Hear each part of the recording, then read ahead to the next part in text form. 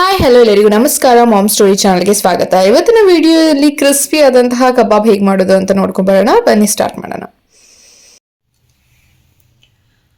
ನಾನಿಲ್ಲಿ ಕಬಾಬ್ಗೆ ಎಷ್ಟು ಪೀಸಸ್ ಬೇಕಷ್ಟು ನೋಡ್ಕೊಂಡು ತಗೊಳ್ಳಿ. ನಾನಿಲ್ಲಿ 1/4 kg ಗಿಂತ ಸ್ವಲ್ಪ ಜಾಸ್ತಿ ಅಷ್ಟು ಚಿಕನ್ನ ತಗೊಂಡಿದ್ದೀನಿ. ಚೆನ್ನಾಗಿ ವಾಶ್ ಮಾಡ್ಕೊಳ್ಳಿ ಒಂದು 2 to 3 ಟೈಮ್ಸು. ನೆಕ್ಸ್ಟ್ ನಾನಿಲ್ಲಿ 1 ಸ್ಪೂನಷ್ಟು ಅಚ್ಚ ಖಾರದ ಪುಡಿ ತಗೊಳ್ತಿದ್ದೀನಿ.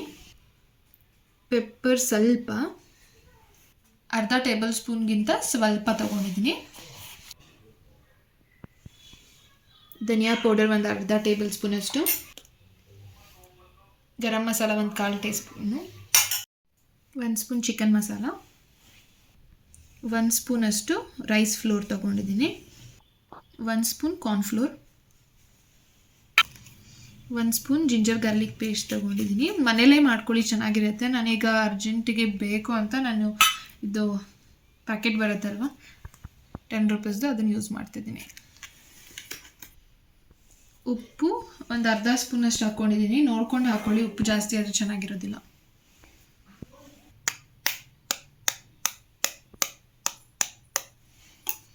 ಮೊಟ್ಟೆ ಒಂದು,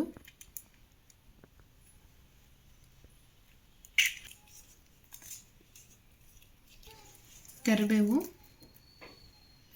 ನೆಕ್ಸ್ಟು ಲಿಂಬೆಹಣ್ಣು ಒಂದು ಅರ್ಧ. ಲಿಂಬೆಹಣ್ಣು ಇಲ್ಲ ಅಂದರೆ ನಿಮ್ಮ ಹತ್ರ ವಿನಿಗರ್ ಏನಾದರೂ ಇದ್ದರೆ ವಿನಿಗರ್ನ ಹಾಕ್ಕೋಬೋದು, ಹುಳಿಗಷ್ಟೇ. ಜ್ಯೂಸಿ ಆಗಬೇಕು ಅಂದರೆ ಹಾಕ್ಕೊಳ್ಳಿ. ಸೊ ಇದನ್ನು ಈಗ ಮಿಕ್ಸ್ ಮಾಡ್ಕೊಳ್ಳೋಣ.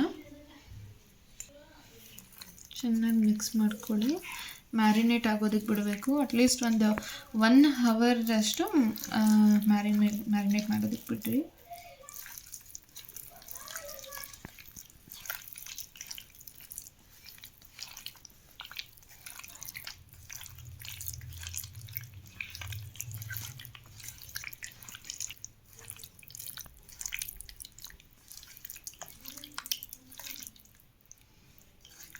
ಚೆನ್ನಾಗಿ ಈ ರೀತಿ ಚೆನ್ನಾಗಿ ಮಿಕ್ಸ್ ಮಾಡಿ ಈ ರೀತಿ ಒಂದು 1 ಅವರಷ್ಟು ಮ್ಯಾರಿನೇಟ್ ಮಾಡೋದಕ್ಕೆ ಬಿಟ್ಬಿಡೋಣ.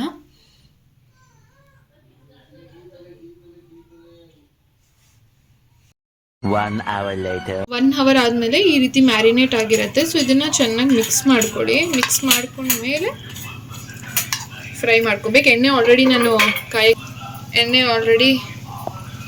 ಕಾಯ್ತಿದೆ.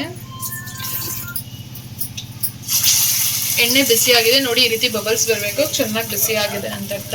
ಸೊ ಕಮ್ಮಿ ಉರಿಯಲ್ಲಿ ಫ್ರೈ ಮಾಡಿ. ಏನಾದರೆ ಆಚೆ ಇರೋದೆಲ್ಲ ಫ್ರೈ ಆಗಿರುತ್ತೆ, ಒಳಗಡೆ ಮಾತ್ರ ಫ್ರೈ ಆಗಿರೋದಿಲ್ಲ, ಹಾಗೆ ಇರುತ್ತೆ. ಸೊ ಕಮ್ಮಿ ಉರಿಯಲ್ಲಿ ಇಟ್ಕೊಂಡು ಫ್ರೈ ಮಾಡ್ಕೋಬೇಕಾಗತ್ತೆ.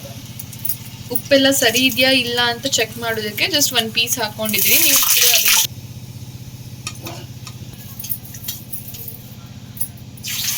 ಎಣ್ಣೆ ಎಲ್ಲ ಸರಿ ಇದೆ, ಉಪ್ಪೆಲ್ಲ ಕರೆಕ್ಟಾಗಿತ್ತು. ಸೊ ಅದಕ್ಕೆ ಇವಾಗೆಲ್ಲನೂ ಹಾಕ್ಕೊಡ್ತಿದ್ದೀನಿ. ಉಪ್ಪೇನಾದರೂ ಕಮ್ಮಿ ಆಗಿದ್ರೆ ನೀವು ಇವಾಗ ಟೇಸ್ಟ್ ಮಾಡಿರ್ತೀರಲ್ವ ಅವಾಗೇ ಹಾಕ್ಕೊಳ್ಳಿ.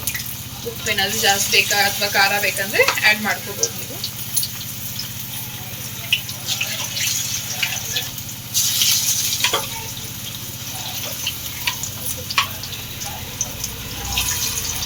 ಉರಿಯಲ್ಲಿ ಇಟ್ಕೊಂಡು ಫ್ರೈ ಮಾಡ್ಕೊಳ್ಳಿ. ಕಲರ್ ಎಲ್ಲ ಹಾಕೊಳ್ಳೋಕೆ ಹೋಗ್ಬೇಡಿ, ನ್ಯಾಚುರಲ್ ಆಗಿನೇ ಇದ್ರೇ ಒಳ್ಳೇದು. ಕಲರ್ ಬೇಕೇ ಬೇಕು ನಿಮಗೆ. ರೆಡ್ಡಿಶ್ ಆಗಿ ಕಾಣಿಸ್ಬೇಕಂದ್ರೂ ಕಾಶ್ಮೀರಿ ರೆಡ್ ಚಿಲ್ಲಿ ಪೌಡರ್ ಸಿಗುತ್ತೆ, ಅದನ್ನ ಯೂಸ್ ಮಾಡ್ಕೊಳ್ಳಿ. ನಾನಿಲ್ಲಿ Kashmiri red chilli powder use ಮಾಡಿಲ್ಲ, ಮನೆಯಲ್ಲೇ ಮಾಡಿರುವಂತಹ ಚಿಲ್ಲಿ ಪೌಡರ್ನ ಯೂಸ್ ಮಾಡಿರೋದು. ನೆಕ್ಸ್ಟ್ ಅದು ಬೇಕಂದ್ರೆ ವಿಡಿಯೋ ಕಮೆಂಟ್ ಸೆಕ್ಷನಲ್ಲಿ ತಿಳಿಸಿ, ಮನೆಯಲ್ಲೇ ಯಾವ ರೀತಿ ಚಿಲ್ಲಿ ಪೌಡರ್ನ ಮಾಡ್ಕೋಬೋದು ಅನ್ನೋದನ್ನ ತೋರಿಸ್ತೀನಿ.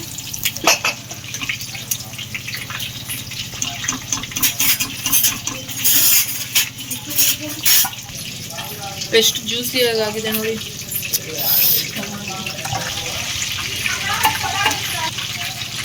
ಆಗಿದೆ ಈಗ.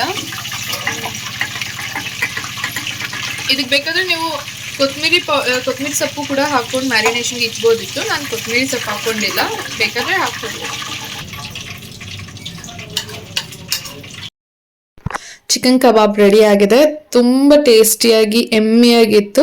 ಸೊ ಟ್ರೈ ಮಾಡಿ ನೋಡಿ. ಯಾರೆಲ್ಲ ಇನ್ನೂ ನನ್ನ ಚಾನೆಲ್ನ ಸಬ್ಸ್ಕ್ರೈಬ್ ಮಾಡ್ಕೊಂಡಿಲ್ಲ ದಯವಿಟ್ಟು ಸಬ್ಸ್ಕ್ರೈಬ್ ಮಾಡ್ಕೊಳ್ಳಿ. ಪಕ್ಕದಲ್ಲಿರುವಂತಹ ಬೆಲ್ ಐಕಾನ್ನ ತಪ್ಪದೇ ಕ್ಲಿಕ್ ಮಾಡಿ.